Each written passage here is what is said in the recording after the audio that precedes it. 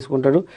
ఎట్లా ఏంది ఏం కథ అనేది చూద్దాము ముందు. ఇదేంది 77 అడుగుల రాముడు గోవాలో ప్రపంచంలోనే ఎత్తైన విగ్రహం ఆవిష్కరించిన ప్రధాని మోదీ.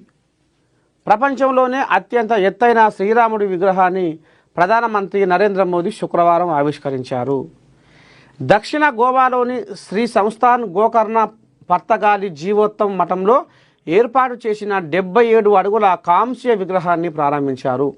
మఠం 550వ వార్షికోత్సవం సందర్భంగా అక్కడ పర్యటించిన ప్రధాని మోదీ విగ్రహాన్ని ఆవిష్కరించి ప్రసంగించారు.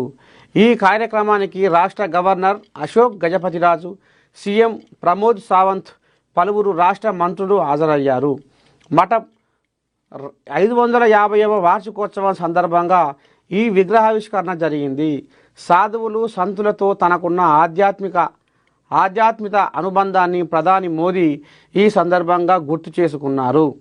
ప్రజలు తమ సంస్కృతితో మమేకమయ్యేందుకు ఈ కార్యక్రమం ఎంతగానో దోహదపడుతుందని అన్నారు. ప్రధాని నరేంద్ర మోదీ ఈ మఠంలో ఉన్న ఆలయాన్ని కూడా దర్శించారు.